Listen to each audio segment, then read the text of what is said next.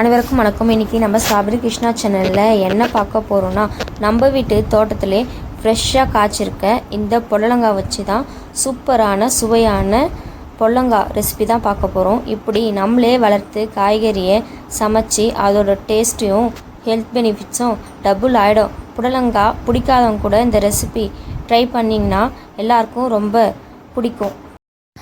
நான் சும்மா விதையை நட்டு விட்டேன், மரத்தில் கொடி ஏற்றி விட்டா அது போயிட்டு கொடி பறந்து காய் காய்ச்சிருச்சு. இப்போது இந்த ஃப்ரெஷ் புடலங்காயை பறித்து நம்ம சூப்பரான ரெசிபி செய்யலாம். அதுக்கு முன்னாடி நம்ம ஸ்ட்ராபெரி கிருஷ்ணா சேனலை சப்ஸ்கிரைப் பண்ணாதவங்க சப்ஸ்கிரைப் பண்ணிக்கோங்க. இந்த வீடியோவை ஸ்கிப் பண்ணாமல் கடைசி வரைக்கும் ஃபுல்லாக பாருங்கள். இப்போ பார்த்தீங்கன்னா எனக்கு மொத்தம் இவ்வளோ புடலங்காய் தான் கிடச்சிது. பார்க்கவே அப்படியே ஃப்ரெஷ்ஷாக இருக்குது. இப்போது இது எப்படி செய்யுதுன்னு பார்க்கலாம். அதுக்கு முன்னாடி இதுக்கு தேவையான இன்க்ரீடியன்ஸ் என்னென்னு பார்த்துடலாம்.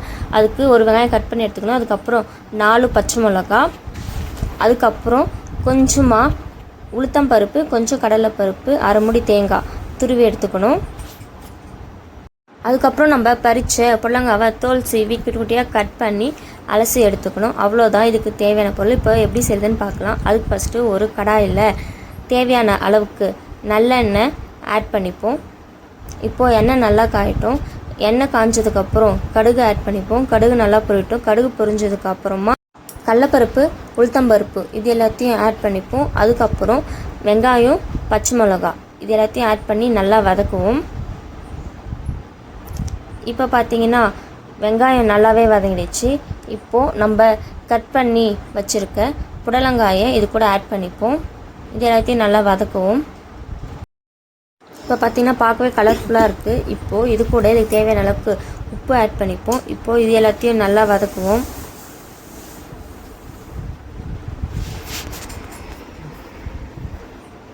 இப்போ பார்த்திங்கன்னா நம்ம தண்ணியே ஆட் பண்ணல, அதுலேயே தானாக தண்ணி வருது. இப்போது இது கொஞ்சம் நேரம் நல்லா வேகணும். இப்போது இது கூடவே இதுக்கு தேவையான அளவுக்கு ஒரு 1/2 கிளாஸ் தண்ணி ஆட் பண்ணி இதுக்கு கொஞ்சம் நல்லா வேக விடுவோம்.